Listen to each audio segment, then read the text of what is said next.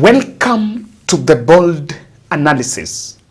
Boniface Karuiki, an armed hawker who was shot in Nairobi by police, was buried today, and in a very painful ceremony in Kangema. And in this podcast, you are going to see how UDA politicians had to chicken out of that event as the region, or rather as the area, became very hostile, and the leaders who appeared really attended that will actually show you that it is becoming increasingly difficult for Kimani Ichung'wah camp to even counter the anti-Ruto tide in Mount Kenya.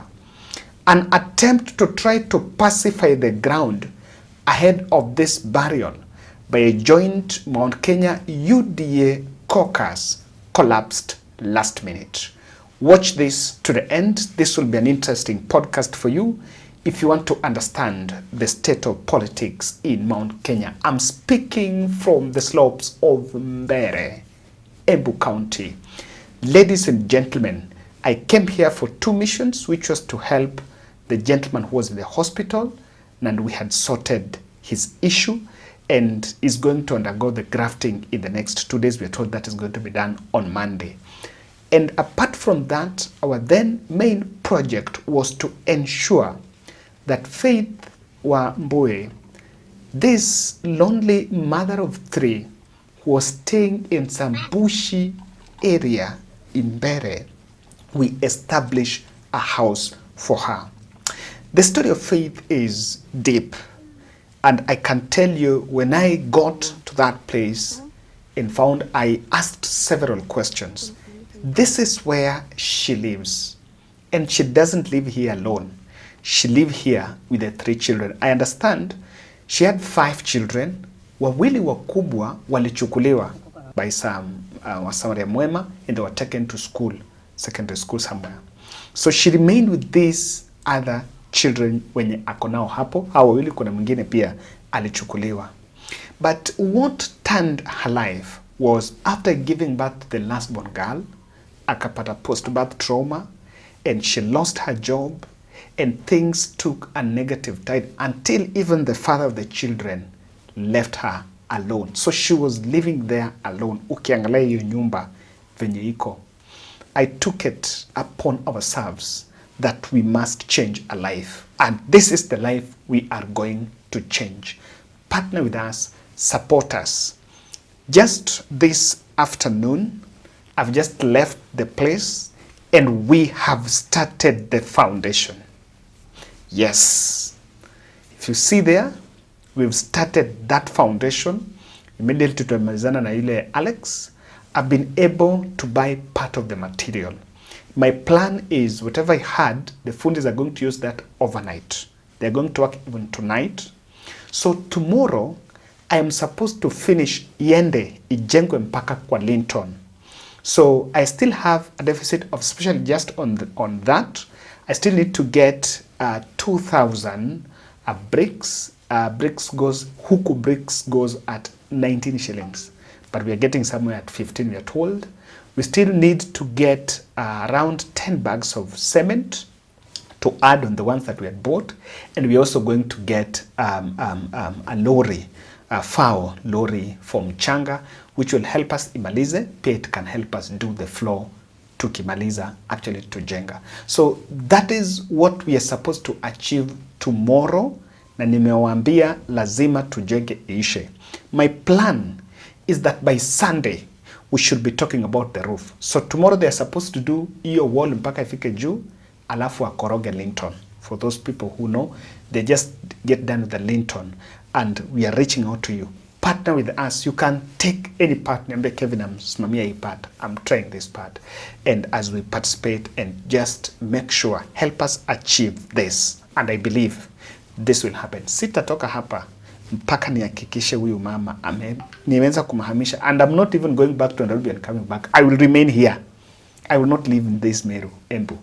Nitahakikisha nikitoka hapa huyu mama tutakuwa nimemtoa kwa ile hiyo bush na amerudi akakaa kwa nyumba yake, and I believe that God will bless us. And thank you for responding, helping us respond to this.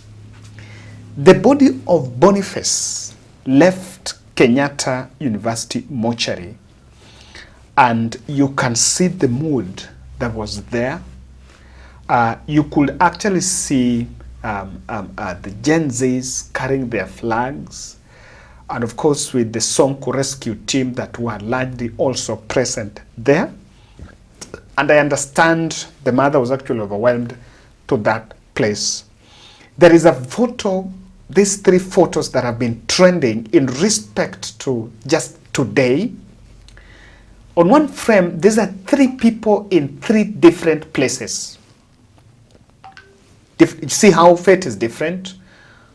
Murkomen is laughing the other side, how he is tricked the police to shoot the gentleman. Means Baraza is fighting tears in court because of a reckless killing of an innocent man. And the other one is Boniface Karuiki in the casket. Is going down because the state, because these 2 gentlemen let him down. This photo has been trending. These 3 photos have been trending, merged and trending, because it really communicates the ugly face of police brutality. And the event, if you look at this, the event was attended by opposition leaders only, except Murang'a Governor Irungu Kang'ata. You can see you can see Kalonzo Musyoka, Eugene Wamalwa. There was also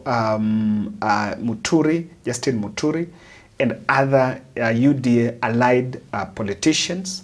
I did not see Matiang'i and probably Martha Karua, but the only person then you could see who is normally very neutral in the national politics is actually Murang'a Governor Irungu Kang'ata. I'm going to show you this event was supposed to be attended by Betty Maina, Mary Wamaua, and Sabina Chege.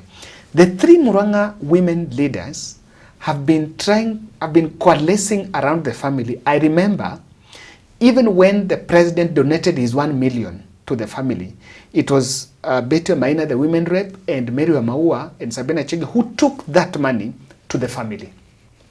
So they are the ones that were trying to pacify the ground, and they made some statements while in that compound, of course, saying the way the president, they have spoken to the president about justice for the family and all manner of stories. But this place became very hostile, and actually there was heavy deployment of the security. So I will tell you what happened prior to this. But before that, just get a speech from Kang'ata. Mebeba silaha. Tunaona ya kwamba serikali inakosea vijana hawa naitwa Gen Z. Na reason ni kwamba huyu ni mojawapo wa wale ambao serikali ilikuwa suppose inalinda. Hawa vijana kama hawa, they do not deserve to die. They deserve to be protected by the government of Kenya. This government must take responsibility for the death of Bonnie. We demand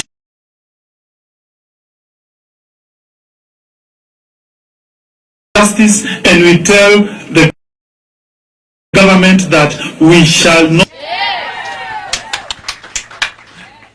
Bonnie may be gone, but his memory will live forever. This is what Kang'ata was saying. And he could not defend the government. You will sample these speeches, then you will understand the mood, why it is increasingly becoming difficult for pro-GOK sympathizers, for pro-GOK leaders, even to get audience in that area. And Kang'ata took a neutral stand. I understand probably he was the one who could read the president's speech. But looking at the mood there, I don't think someone would have accepted even for the president's condolence message to be read there. There is one part, I saw it at Nani's burial, at Ojwang's burial, and I will show you that part. Look, but before that, I want to look at Kiengei's speech telling the president about the Gen Z killings. Akiingia kwenye mchanga. And this is not a good thing in the sight of the hopeful. Kijana alikuwa na ambitions. Huyu kijana alikuwa na tamaa ya moyo wake. Tutaenda nyumbani na mtaona ile nyumbani alikuwa ametoka, or someone gave careless orders. Haifai. Bunduki si ya kutuua, ni ya kutulinda na silaha yoyote. Kwa hivyo, kwa sababu najua tuko na media nyingi hapa na bloggers, Rais wa Jamhuri ya Kenya katika nchi iliyokuaminia mioyo yao, hii haifai. Na call on your people and guide them about how to work. Wakati mfanyikazi amekosea, si mtu huita wafanyikazi wake, anawaketisha chini, anawafunza jinsi ya kufanya kazi. Rais, ita wafanyikazi wako, waonyeshe. Wale vijana wanaonekana pale barabarani, kuna wale wako na a genuine cry for their nation. Haribu mali, wale wanaiba wachukuliwe hatua, kwa sababu katika nchi ya Kenya tunaambiwa mkono wa serikali ni mrefu. Na hiyo ndio kilio. Huyu ni mshirika ameenda. And that was the messaging on the issue of Gen Z. I was a bit broken. I'm broken by, I don't understand Kikuyu, but I have one of my team members, apart from Karuiki, I have another lady who does for us, she also helps us do editing, Triza Njeri. You see her. So we were actually watching this video while we were just in the room here watching that video with the rest of the team, and that lady was actually crying.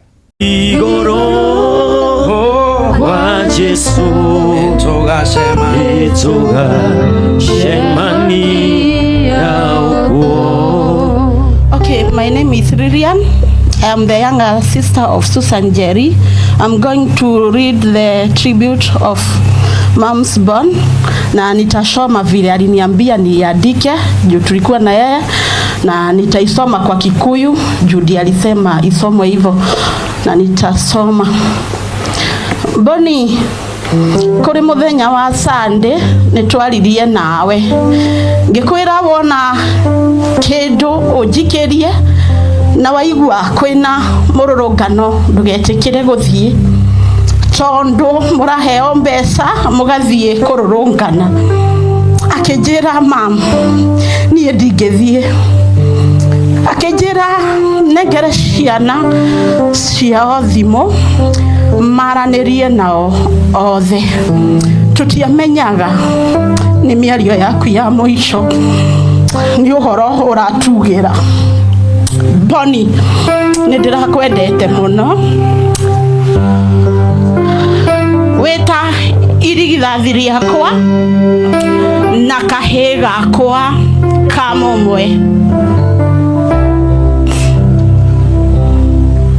Boni, nindirakwendete muno, weta irigithathi riakwa na kahĩ gakwa ka mũmwe. Huruka uhoro kahĩ gakwa. Thank you. It is well. It is well. And really, you look at how the parents went down, and I can tell you, we've really had conversations about how we want to, conversations about vandalism and looting. And when you look at the mainstream and you look at the state pro-GOK politicians, they are only talking about that. But there is the real threat to life. Look at, this was Elijah Mudhoka Mungeli, was buried in Machakos. This boy was shot on June 25 and died the next day, not even in protest. And I need to say something here. I saw someone arguing that you guys, the media guys, are just talking about shot not in protest, and shot not in protest, shot not in protest. Do you know that first, whether shoot to kill, shoot to injure, shoot to maim, shoot to threaten, shoot to do what, you should not shoot people. Do you know you should not even shoot? This boy, we understand, was actually shot while playing. Like, surely, do you want to tell me that boy was protesting? And the question still goes this way. Let's assume this boy was in the protest. What is the threat profile of that boy? How does he threaten the police? So you look at these things and they don't simply add up, because especially the young minors, a 10-year-old, what can a 10-year-old boy do to a policeman holding a gun? Come on. What can an 8-year-old girl in Dumbere who was police alishoot sasa inge kampiga kwa nyumba yake? What could that Bridget Wainaina? What is the threat profile of Bridget Wainaina yenye inaweza shtua polisi asema nataka kufanya? Some of these things we just want to, we think it's that way, but we are not really making it look good. And government cannot get away with this narrative. Now, let me tell you, prior to even this burial, there was a planned press conference by a section of Mount Kenya allied UDA leaders. The intention was to castigate the destruction and looting of property that happened in Mount Kenya and squarely blame it on Rigathi Gachagua, of course, ahead of Rigathi's trip to the US.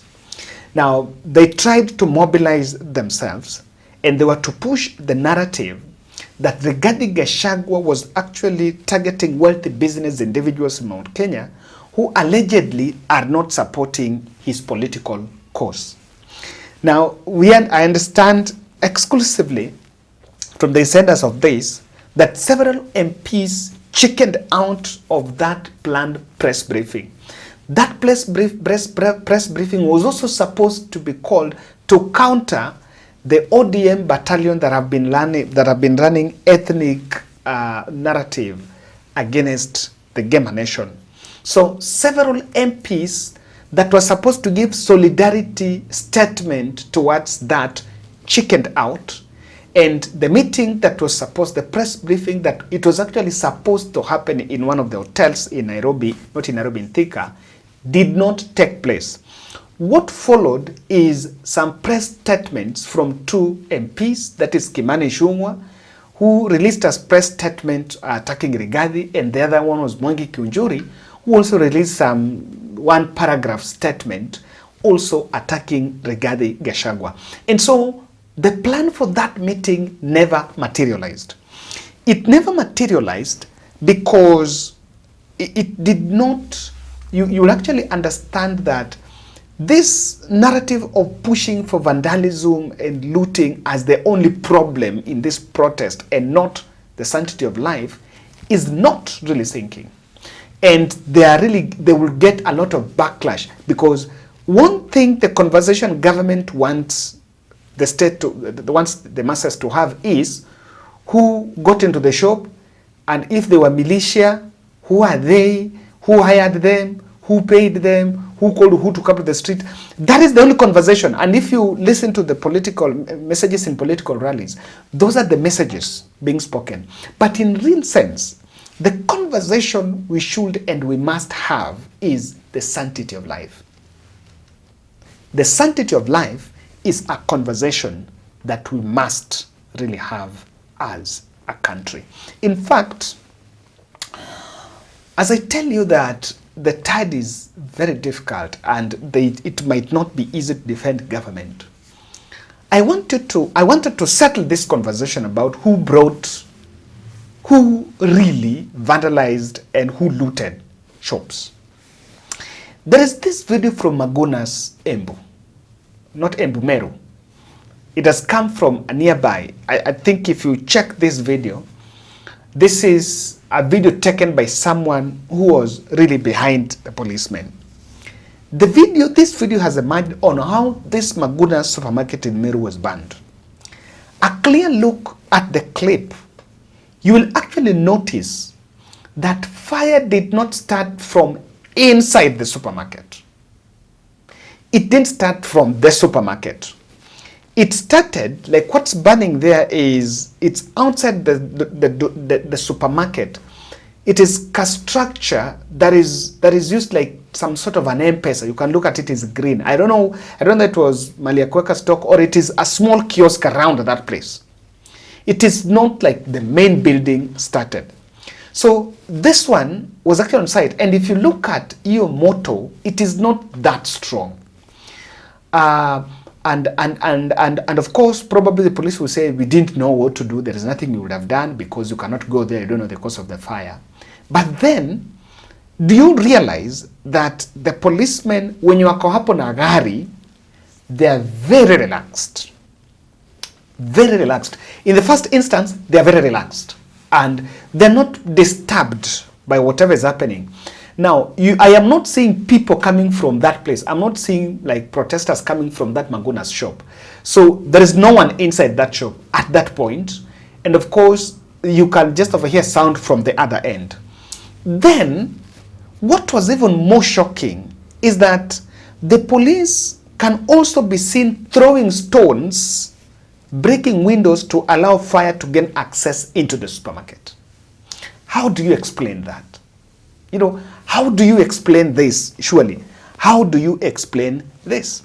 And nothing about the fire, which let us spread down the entire supermarket.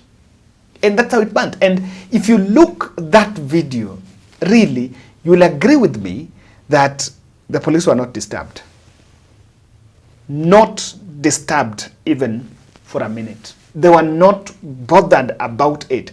And then they just walked out casually, just leaving the fire to go there. So and that is why I did this analysis and I said, the mainstreamed narrative of people saying so and so brought, you know, I've seen people saying goods, kuna supermarket, I think the county supermarket in this one in Murang'a, ilishtua watu kwamba rudisha ama ni waroge. Then people brought things at night. This is what happened. Wale ambao waliiba are locals. But when it comes to the act of breaking into these premises, it needed someone with the audacity, knowing that I'm protected, knowing that this is the direction you should take. Remember, you cannot just come someone and say, I'm breaking into this shop.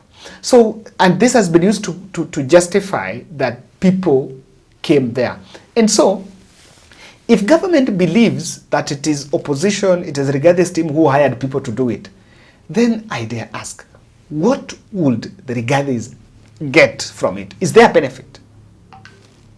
They never spoke even about it. And if it is so, then I still believe whether it is government and if it was Rigathi, if it was the opposition, I'm telling you, government with the high level intelligence we have, wangekuwa wamewa expose. Wangewa expose. It will be to their benefit to expose if it is Rigathis. Why Ruto's UDA will find it the tide difficult in Mount Kenya is the ethnic profiling by the ODM and Ruto's handlers is very annoying, it's very backward, and sorry to say, it's a bit stupid. Yeah, and I kept on asking, wakati wale watu wa Raila wanasema huyu, they're planting that hate. I don't know what these other people think. I'm just thinking, what do they think when others are planting these hate messages? President is putting a blind eye on killings, and this is hurting the population. He wants the country not to talk about these killings. I just don't know how this is supposed to happen. He wants the country to talk about those who are breaking into people's shops should be shot in the leg. But then you need to question, How about these kids who are playing in the compound? Are they also supposed to be shot in the leg? Ruto has lost convincing power. Even on the said plan, if these MPs want to come to tell the people about plan, they cannot tell the people about plan because even the president himself has overshadowed all that plan by the blood that is spilling. The blood spilling on the ground is overshadowing even what is called. And in fact, part of the plan was to stop extrajudicial killings. So don't pick one plan, then you amplify. If all that is to happen, it can only make sense that SHA, that affordable housing, that kazi ni maju, all that only holds relevance when right to life is protected. A dead person cannot stay in that, cannot live in that affordable housing. A dead person cannot benefit from SHA. A dead person cannot go to kazi maju. A dead person cannot be employed as a teacher. I'm saying this because these are the things that the president have been saying, that I've employed 26,000 teachers, I have built X number of jobs, I've created jobs in those affordable housing.